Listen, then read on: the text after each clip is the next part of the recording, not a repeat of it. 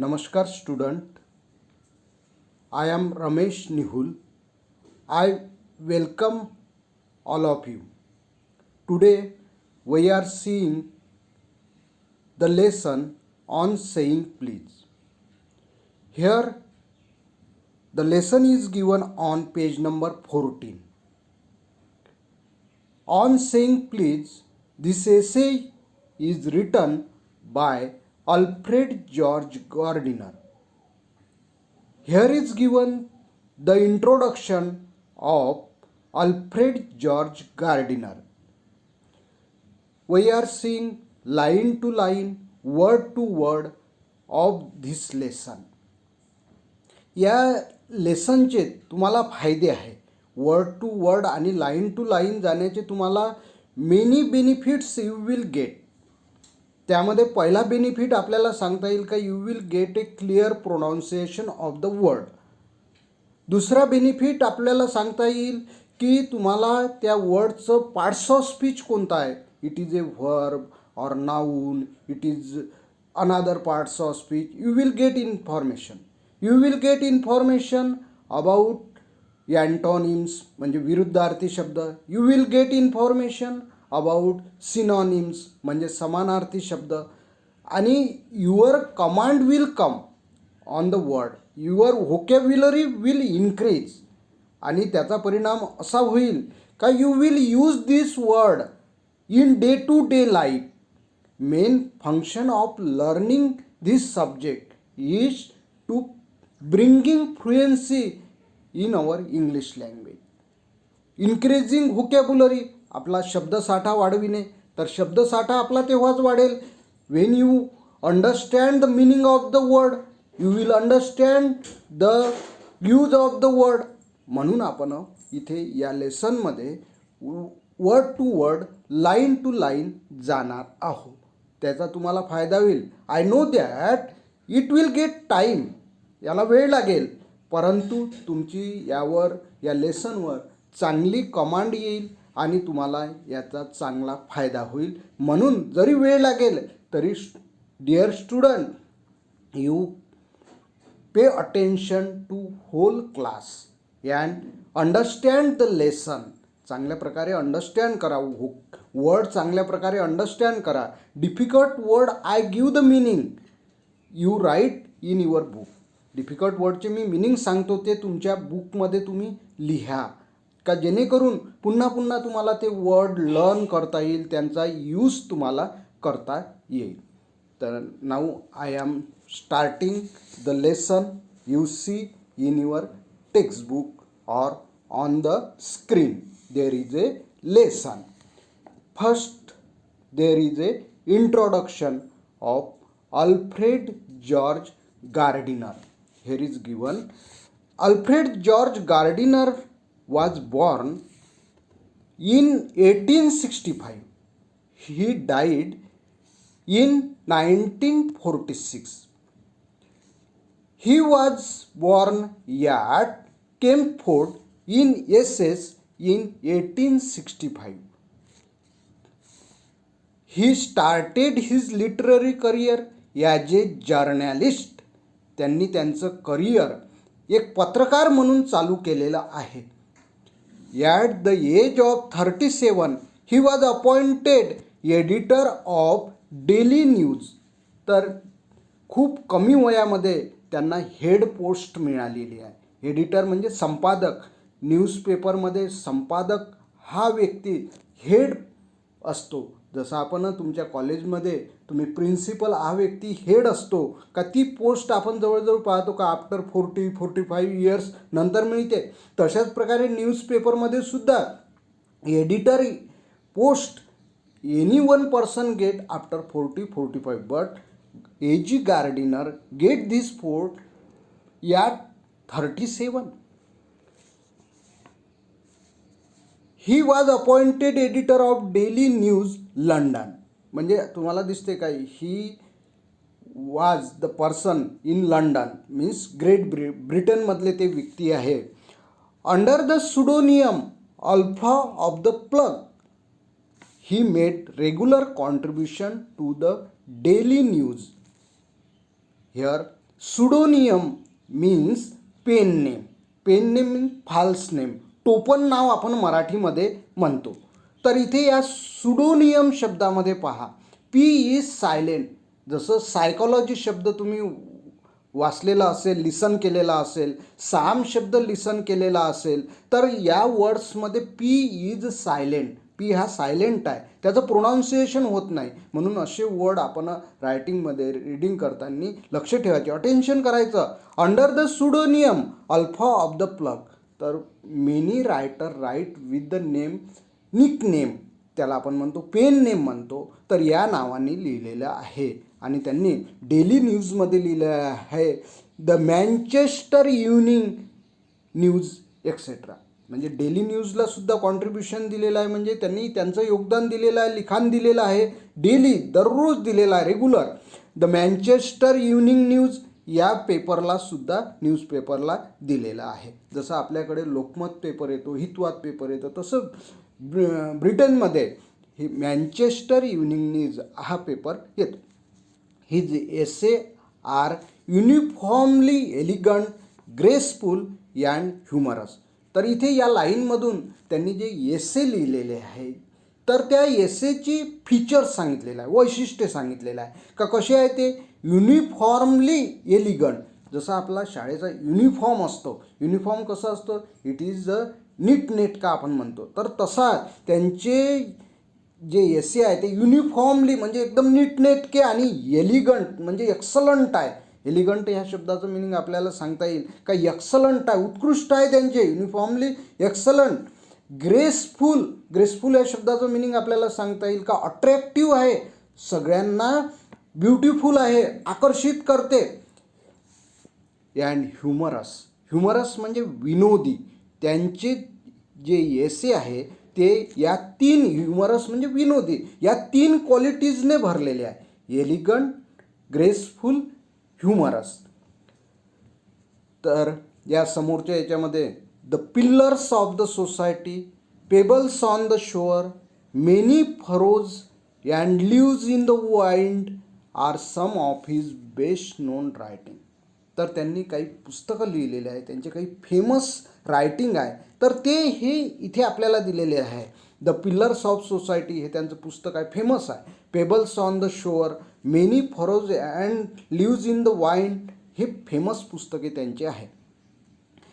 His uniqueness lies in his ability to teach the basic truth of life in an essay easy and amusing manner. तर त्यांची uniqueness, uniqueness म्हणजे extraordinary quality, extraordinary quality म्हणजे अद्वितीय क्षमता. तर त्यांची uniqueness lies म्हणजे lies म्हणजे लिव, तर कुठे राहते किंवा त्यांच्याजवळ आहे एक्स्ट्राऑर्डिनरी कॅपेबिलिटी कशामध्ये आहे, ॲबिलिटी कशामध्ये आहे, to teach the basic truth of life. त्यांनी त्यांच्या एसेमधून, त्यांच्या लिखाणामधून त्यांनी आपल्याला काय सांगितलेलं आहे, बेसिक ट्रूथ सांगितलेलं आहे. आणि ते त्यांची बेसिक ट्रूथ म्हणजे जीवनात दररोज आपण जीवन कसं जगावं याचे त्यांनी मार्गदर्शन केलेलं आहे आपल्याला त्यांच्या लिखाणामधून. ते इझी अँड अम्युझिंग मॅनरने केलेलं आहे. म्हणजे इझी म्हणजे सोप्या पद्धतीनं, सिम्पल वेनं केलेलं आहे. आणि दुसरं म्हणजे आपल्याला एंटरटेनिंग वेनं केलेलं आहे, मनोरंजक पद्धतीनं केलेलं आहे, अट्रॅक्टिव्ह मेथडने केलेलं आहे. He raise the question of morality in everyday life.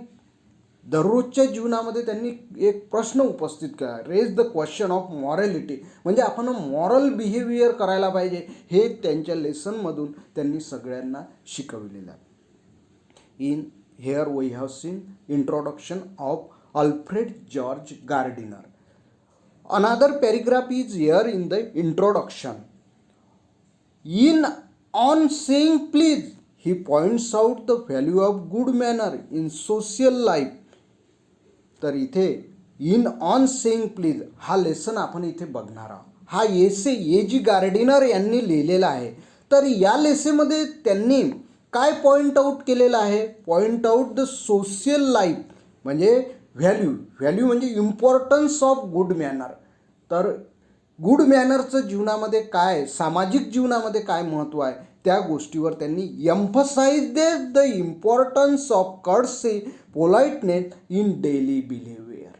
In daily life, दररोजच्या जीवनामध्ये सकाळपासून तर संध्याकाळपर्यंत आपण समाजामध्ये राहतो. तर समाजामध्ये राहत असताना त्यांनी या लेसनमध्ये सांगितलेलं आहे, एम्फसाइज केलेला आहे, जोर दिलेला आहे की कर्टसीचा आपण यूज केला पाहिजे. Under the ice breaker activity we have seen that की कर्टसी म्हणजे गुड मॅनर्स वर्ड. तर आपण चांगले मॅनर, मॉरल वर्ड्स आपण यूज करायला पाहिजे. जसं excuse me, thank you, yes, how are you या शब्दांचा आपण यूज करायला, good morning, good evening, good afternoon या शब्दांचा यूज करायला पाहिजे. These are the courteous words. Politeness in daily behaviour, जसं पोलाइटनेस असायला पाहिजे आपल्या ह्याच्यामध्ये, म्हणजे नम्रता, हंबलनेस असायला पाहिजे. हे त्यांनी इथे एम्फसाइज केलेलं आहे. या लेसनमध्ये आपल्याला सांगितलं का गुड मॅनरमुळे काय होते म्हणून. He shows how polite speech and manner sweeten the atmosphere around. He shows त्यांनी या लेसनमधून दाखवून दिलेलं आहे की पोलाइट स्पीच, आपण जर दुसऱ्यासोबत पोलाइट वागलो, पोलाइट भाषेचा, कन्व्हर्सेशनचा यूज केला, भाषेचा यूज केला, लँग्वेजचा यूज केला, तर सगळे ॲटमॉस्फिअर कसं होते, स्वीटेन होते, म्हणजे एक चांगलं वातावरण निर्माण होते. आणि how discourtesy and ill manner, कर्टसीच्या अपोजिट डिस्कर्सी, म्हणजे कर्टसी म्हणजे गुड मॅनर आणि डिस्कर्सी म्हणजे बॅड मॅनर. तर बॅड मॅनर त्यालाच आपल्याला आणखी दुसरा शब्द आहे बॅड मॅनर्ससाठी, इल मॅनर, डिस्कर्सी. तर इल मॅनर्समुळे काय होते, स्पॉईल होते. स्पॉईल म्हणजे डिस्ट्रॉय, नष्ट होते. पोल्युटेड म्हणजे आपल्या सभोवतालचं वातावरण एक दूषित होत असल्याचं आपल्याला दिसते. पोल्युशन हा शब्द तुम्हाला माहीत आहे. तर pollution it is a hazardous to our health. Pollution हे आपल्या शरीराला, ते साऊंड पोल्युशन असो, एअर पोल्युशन असो, सॉईल प्रदूषण असो, पोल्युशन असो, it is all is hazardous to all living thing. सगळ्या लिव्हिंग थिंगसाठी इट इज अ हॅझर्डस. तर तशाच प्रकारे आपण जे बिहेवियर करतो, हे बिहेवियर जर आपण इल मॅनरने करत असू तर त्यामुळे सगळं वातावरण दूषित होते. सगळं वर्गातील म्हणा की तुमच्या होममधील म्हणा, सोसायटीमधील म्हणा, की एक व्यक्ती जरी इल मॅनरचा यूज करत असेल, त्यामुळे देअर क्रिएट अ टेन्शन, तिथे टेन्शन निर्माण होते. सगळ्यांना त्याचा विचार करावा लागतो. तर अशा प्रकारे ऑन सेईंग प्लीज या लेसनमध्ये आपल्याला दिसते का बेसिक ट्रूथ आपल्याला सांगितलं आहे. मी तुम्हाला सांगेल का, हे जे इंट्रोडक्शनमध्ये सेकंड पॅरेग्राफ दिलेला आहे, हा सेकंड पॅरेग्राफ तुम्ही लर्न करायला पाहिजे. 3-4 lines are given and you put in remembrance. या लाईनला रिमेंबरन्समध्ये ठेवायला पाहिजे. When the question come there you can write the line from the introduction. या इंट्रोडक्शनमधलं आहे जे आपल्याला दिलेलं आहे, रायटरच्या इंट्रोडक्शन नंतर या लेसनचं थीम सांगितलेलं आहे. तर या थीमचे वाक्य तुम्हाला त्यामध्ये लिहिताना मदत होईल. Now we are starting actual lesson on saying please.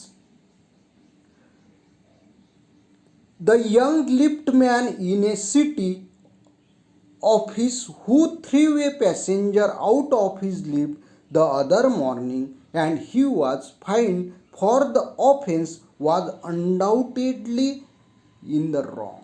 आता इथे एक व्यक्ती घेतलेला आहे, the young lift man in a city office. City ऑफिसमधला एक lift man. In a city you see that there is a lift in the office because there are the buildings of 7-6 floor. एका young लिफ्टमॅनने threw केलं. इथे threw हे थ्रोचे past tense आहे. Throw, threw, thrown असे 3 फॉर्म आहे या व्हर्बचे. थ्रीव हा व्हर्ब आहे. पॅसेंजर म्हणजे त्या लिफ्टमध्ये जाणारा व्यक्ती, त्याला पॅसेंजर म्हटलेला आहे. Out of his lift the other morning, तर मॉर्निंगला, सकाळीला त्याला फेकलं. कोणी फेकलं? लिफ्टमॅनने पॅसेंजरला बाहेर फेकलं. आणि इट वॉज अ ऑफेन्स, हा लिफ्टमॅनने ऑफेन्स केला, त्याकरता त्याला पेनाल्टी देण्यात आली, त्याच्यावर फाईन ठोकण्यात आला. Was fine for the offence. What offence liftman do? Liftman threw a passenger. हा त्याने गुन्हा केलेला होता. तर undoubtedly in the wrong act केलेलं होतं. कोणी रॉंग ॲक्ट केलेलं होतं? इथं आपल्याला दिसते की लिफ्टमॅनने रॉंग ॲक्ट केलं. कोणतं? की लिफ्टमॅनने एका पॅसेंजरला म्हणजे लिफ्टमध्ये जाणाऱ्या व्यक्तीला फेकून दिलं. आता what was reason behind it? याच्या मागे काय कारण घडलं असेल? It was a question of please the complainant entering the lift said top. The liftman demanded top please and this concession being refused, he not only declined to comply with the instruction but hurled the passenger out of the lift. The complainant, complaint कोण केली मग? पॅसेंजरनं केली. complainant here means the passenger. entire the lift, set top. I want to go top. I want to go top means last फ्लोअरला जायचं आहे म्हटलं त्याने. The liftman demanded, तो डिमांड करू लागला. You say top please. Please वर्डचा use करा एवढीच डिमांड केली, दुसरी कोणतीच डिमांड केली नाही त्याने. This concession was being refuse. He not only decline to comply with the instruction. पा दिस कन्सेशन बिईंग रिफ्यूज, आणि त्याची ती डिमांड होती ही डिक्लाइन, रिफ्यूज केले. And not only decline to comply with the instruction. मग त्यावर त्याचं काय झालं? He did not say top please. Please या वर्डचा यूज केला नाही. कोणी यूज नाही केला? Who has not use the please word? Passenger. पॅसेंजरनं केलेला नाही आणि त्याच्यामुळे त्या डिक्लाइन टू कम्प्लाय या लिफ्टमॅनने डिक्लाइन केलं, म्हणजे त्याने रिफ्यूज केलं का I will not complete your instruction. तुम्हाला जे टॉपवर जायचं आहे, I will not take you a top, मी तुम्हाला घेणार नाही. इथे नॉट ओनली बट ऑल्सोचा यूज केलेला असल्याचं दिसून येते. का या लिफ्टमॅननं काय केलं? Liftman refuse to decline the complaint. त्याची जे डिमांड होती का त्याला वर जायचं होतं ते कम्प्लीट करण्याचं त्याने अवॉइड केलं आणि हॉर्ल्ड द पॅसेंजर. त्या व्यतिरिक्त त्यांनी काय केलं? थ्रीव द पॅसेंजर, बाहेर काढून दिलं त्याला, फेकून दिलं त्याला. फेकून दिलं म्हणजे बाहेर काढलं. ही त्याने अवॉइड केलं, त्याने कंप्लीट नाही केली त्याची, का टॉपवर नेलंच नाही त्या लिफ्टमधून आणि त्याला बाहेर फेकलं. म्हणजे इथे आपल्याला दिसते का थ्रीव हा वर्ड सिनॉनिम्स आहे, सिनॉनिम पेअर आपल्याला दिसते. हॉलचा synonyms threw. Out of the lift. This of course was carrying a comment on a manner too far. तर यावर सगळ्यांनी कॉमेंट केलं. All knew this information. ही गोष्ट सगळ्यांना कळली आणि त्यांच्यावर कॉमेंट केलं की बोथ आर रॉंग. दोघंही रॉंग झाले बुवा. याचं काय बिघडलं असतं याने जर प्लीज म्हटलं असतं. आणि त्या लिफ्टमॅनवर सुद्धा लोक नाराज झाले का what happen, he did not say the please, you follow the order. काही फरक नाही पडत. म्हणून या गोष्टीवर काय झालं आहे, सगळ्यांनी कॉमेंट केलं. Discourtesy is not a legal offence. तर इथे मग ॲक्शन कोणावर घेण्यात आली? लिफ्टमॅनवर घेण्यात आली. आणि डिस्कर्सी हू शो? पॅसेंजर. पॅसेंजरने डिस्कर्सी केली. Discourtesy is not a legal offence. पहिल्यांदा गुन्हा कोणी केला? डिस्कर्सी कोणी केली? पॅसेंजरनं. परंतु तो लिगल ऑफेन्स नव्हता म्हणून त्याला कोणतीही पनिशमेंट झाली नाही. It does not excuse assault and battery. Assault and battery म्हणजे अटॅक ऑर थ्रेट देणे. इथे फ्रेज उपयोगात आणली आहे आणि तुमच्या पुस्तकामध्ये इथे त्याचं मिनिंग दिलेलं आहे. And attack which include not only threats but also the actual use of violence. म्हणजे धमकी देणे, हिंसेचा उपयोग करणे. तर असल्ट अँड बॅटरी या फ्रेजचं इथं मिनिंग दिलेलं आहे आपल्याला. इट डज नॉट एक्सक्यूज म्हणजे तुम्हाला परमिशन देत नाही. एक्सक्यूज म्हणजे इथे permission. You did not get permission that any one person make ill manner. त्याने जर इल मॅनरचा यूज केलेला असेल, डिस्कर्सीचा यूज केलेला असेल तर तुम्ही त्याच्यावर अटॅक करावं. ही परमिशन तुम्हाला लॉ देत नाही, कायदा देत नाही. आता इथे रायटर स्वतःचं एक्झाम्पल देत आहे, स्वतःच्या विषयी सांगत आहे. If a burglar breaks into my house and I knock him down the law will acquit me. तर रायटर स्वतःच्याबद्दल एक इमॅजिन करायला सांगत आहे का माझ्या घरामध्ये इफ ए बर्गलर म्हणजे दरोडेखोर, चोरी करणारी व्यक्ती, burglar break into my house, रात्रीला आले आणि knock him down, I knock him down. रायटरने त्यांना काय केलं, बीट केलं. नॉक काल आपण पाहिलेलं होतं का नॉकचं मिनिंग वेगळं आहे. नॉक म्हणजे दरवाजावर टकटक करणे. आता इथे नॉक म्हणजे बीट करणे, मारणे. आय नॉक हिम डाऊन किंवा खाली पाडणे अशा अर्थाने इथे घेतलेला आहे. I knock him down, the law will acquit me. Acquit म्हणजे नॉट गिल्टी, निर्दोष ठरविणे. तर लॉ यांना काय करेल, निर्दोष ठरविल. कोणाला, जरी यांनी त्याला काय केलं, त्या बर्गलरला बीट केलं, नॉक केलं, मारलं, तरी रायटरला काय करेल, लॉ काय करेल, नॉट गिल्टी म्हणून करेल, नॉट गिल्टी म्हणून जाहीर करेल. And if I am physically assaulted it will permit me to retaliate with a reasonable violence. आणि त्याने जर फिजिकली असॉल्ट केला, समजून घ्या त्या बर्गलरने यांच्यावर काय दिला, अटॅक केला, तर यांनासुद्धा परमिशन देईल की रिटॅलिएट म्हणजे जशास तसे, म्हणजे त्यांनी यांच्यावर फिजिकली अटॅक केला म्हणून हे सुद्धा त्यांच्यावर फिजिकली अटॅक केला, तर he is not guilty, he is not a guilty with a reasonable violence. म्हणजे त्याने जसा व्हायोलन्स केला तसा त्यांनी जर केला तर he is not a guilty. He does this because the burglar and my assailant have broken quite definite commands of law. तर रायटर इथे सांगतात की why he live the law free. Law त्यांना मोकळं का करेल, ॲक्विट का करेल, त्यांना निर्दोष का ठरवेल, त्याचं ते इथं कारण देत आहे की because burglar and my assailant have broken quite definite command of law. कारण बर्गलरने किंवा त्यांच्यावर अटॅक करणाऱ्या व्यक्तीने काय केलेलं आहे, लॉ म्हणजे कायदा मोडलेला आहे. Definite command of law, quite broken, have broken इथे प्रेझेंट परफेक्ट टेन्सचा यूज केलेला आहे. But no legal system could attempt to legislate against bad manner. Bad मॅनरच्या अगेन्स्टमध्ये कोणताही कायदा पनिशमेंट करत नाही. Or could sanction the use of violence against something which it does not itself recognize as a legally punishable offense. Here writer A.G. Gardiner said, legal सिस्टीममध्ये bad मॅनरच्या अगेन्स्टमध्ये कोणताही असा कायदा नाही.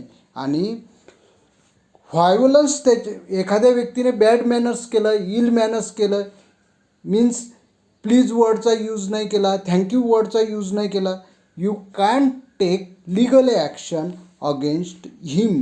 त्याच्या आणि कायदासुद्धा त्यांना पनिशमेंट करू शकत नाही. And our sympathy with the liftman. आता इथे आपली या उदाहरणामध्ये इथे आपल्याला रायटरने जे सांगितलेलं आहे का लिफ्टमॅन आणि पॅसेंजर या दोघांमध्ये, लिफ्टमॅनला हल केलं, थ्रीव केलं, कोणी लिफ्टमॅनने पॅसेंजरला थ्रीव केलं, तर यामध्ये आपली सिम्पथी लिफ्टमॅनसोबत जाते. कारण लिफ्टमॅनने फक्त डिमांड केली की से प्लीज या वर्डचा यूज कर, परंतु त्या व्यक्ती ही वॉज फ्रोनिंग, तो रागावलेला असेल, he was not in a good mood, चांगल्या मूडमध्ये नव्हता. समवन रिब्यूक ऑन हिम, कोणतरी त्याच्यावर रागावलेलं असेल, स्कोल्ड झालेलं असेल, आणि म्हणून त्या व्यक्तीने त्या वर्डचा यूज केला नाही. We must admit that the law is reasonable. आपण इथे सांगू की लॉने लिफ्टमॅनला पनिशमेंट केली, तर लॉ हा सुद्धा योग्य आहे असं आपण सांगू. It would never do if we were at liberty to box people's ear because we did not like their behaviour. We would never do if we were at liberty. जरी आपल्याला स्वातंत्र्य आहे, we have a freedom to speak, we have a freedom to do, आपल्याला करण्याचे बोलण्याचे स्वातंत्र्य आहे. याचा अर्थ असा नाही का तुम्ही बॉक्स कराल. इथे बॉक्स म्हणजे डबा होत नाही, तर बॉक्स करणे म्हणजे फाईट करणे. तर बॉक्स हा शब्द इथे इन्फिनिटिव्ह म्हणून घेतलेला आहे. टू बॉक्स पीपल्स इयर, लोकांना आपण मारू शकत नाही की आपल्याला स्वातंत्र्य आहे म्हणून. जसं की आपल्याला स्वातंत्र्य, वी हॅव ए फ्रीडम म्हणून आपण दुसऱ्यासोबत फायटिंग करू, दुसऱ्या पक्षांना मारू असा अर्थ नाही. Because we did not like their behaviour, एखाद्या व्यक्तीचं आपल्याला बिहेवियर आवडलं नाही म्हणून त्याला आपण व्हायोलंटली ॲग्रेसिव्हली त्याला मारायला पाहिजे, बीट करायला पाहिजे असं आपल्याला कायदा परमिशन देत नाही. The tone of their voice, एखाद्याचा आपल्याला आवाज आवडला नाही, त्याने ॲग्रेसिव्हली बोलला म्हणून आपण त्याला काय करू शकत नाही, पनिशमेंट करू शकत नाही, व्हायोलन्स त्याच्या अगेन्स्टमध्ये करू शकत नाही, त्याला बीट करू शकत नाही. स्कोल ऑन देअर फेसे, एखाद्याने रागाने आपल्यासोबत बोलला, स्कोल म्हणजे younger, prone on the face, तर चेहऱ्यावर राग आणून बोलला म्हणून आपण त्याला पनिशमेंट करू शकत नाही. Our fist would never be idle. Here this sentence meaning is there would be fight everywhere. Our fist would never be idle means there would be fight everywhere. जर अशा प्रकारे लॉने परमिशन दिली व्यक्तींना की इल मॅनर अगेन्स्टमध्ये आपण अशा प्रकारचं बिहेव करा, रॉंग बिहेव, व्हायोलन्सचा यूज करा, अशी जर कायद्याने आपल्याला परमिशन दिली, what will happen, there would be a fight everywhere. सगळीकडे आपल्याला फायटिंग दिसेल आणि fighting is hazardous, it is a very dangerous. The gutters of the city would run with a blood all day. Everywhere you see the violence, no will live quiet at home. घरामध्ये कोणी सुरक्षित राहणार नाही, no will be secured. अशा प्रकारे writer इथे सांगत आहे आपल्याला की इल मॅनर्सच्या अगेन्स्टमध्ये लॉ आपल्याला परमिशन देत नाही, but we must use good manners, good मॅनरचा यूज करायला पाहिजे. We are going to stop here. Tomorrow we shall see remaining part of the lesson.